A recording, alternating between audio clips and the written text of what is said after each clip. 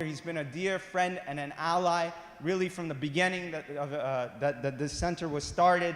And I know he's also going to help us with some crosswalk issues. As one of Brother Dalal, one of our community members, was hit by a car recently. So inshallah, he's going to help us with all of that. Always a blessing to have you here. Thank you. Thank you so much, my good friend Yusufi. I greet you in peace. Assalamu alaikum.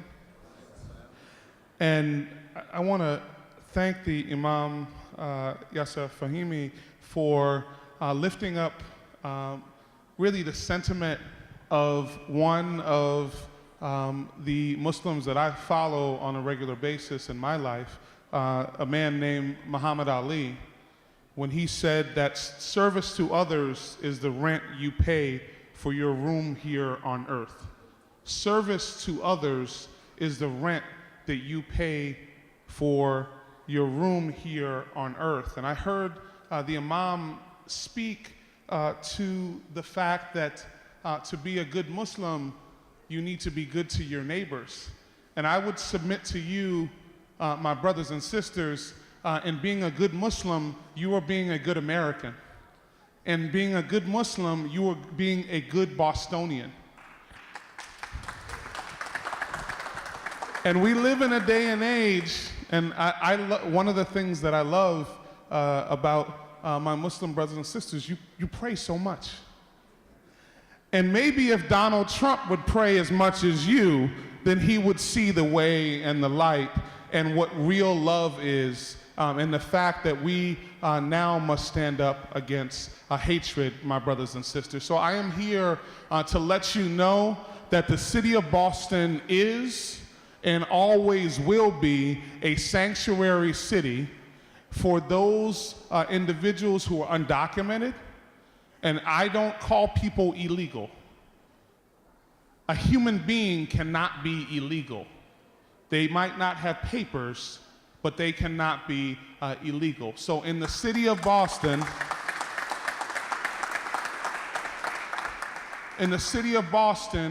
we are going to ensure that our police department does not take part in federal raids. We are going to ensure that our police department and the city of Boston, the city agencies in the city of Boston, the Boston Public Schools, and the 17,000 city employees will have no part in a registry for Muslims in the city of Boston, not on my watch and not in our time here, brothers and sisters. I would submit to you that all of you who've come here with the dreams and aspirations and the work ethic that you have literally are the spirit of Boston and are the spirit of the United States of America. And I just want to read a couple of words to you from some interesting places. And when we pledge allegiance to the flag, we say something very interesting at the end. We say, with liberty and justice for all.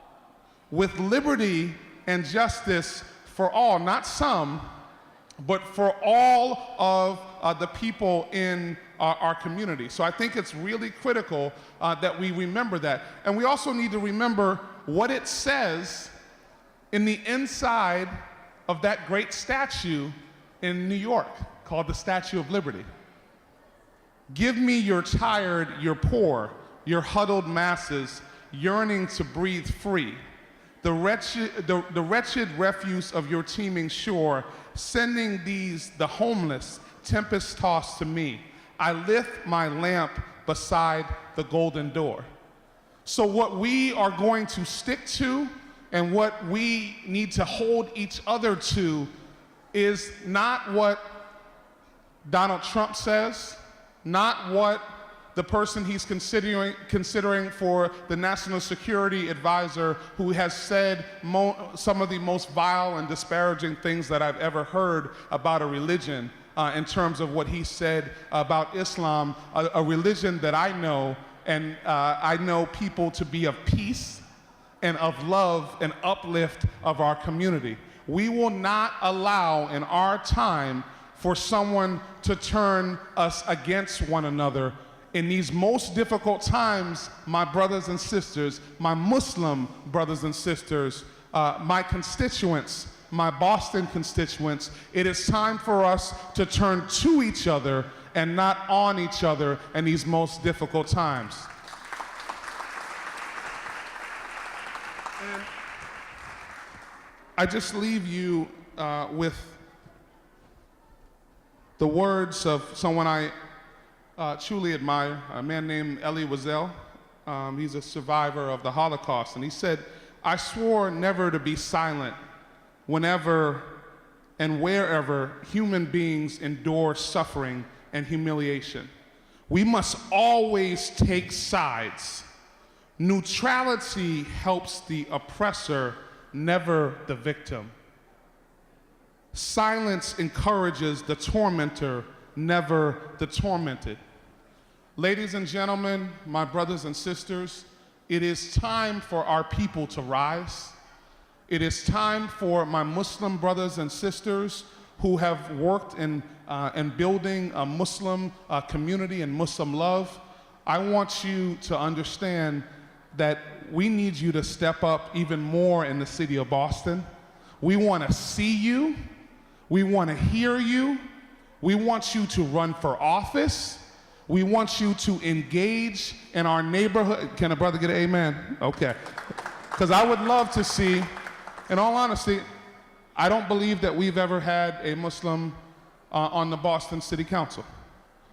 In the over 100 years in the history of the Boston City Council, I think it's about time that we have a Muslim brother and sister serve on the Boston City Council, serve on the Boston School Committee, and also I see the only brother, and I want to acknowledge this brother, Captain Hussein is present.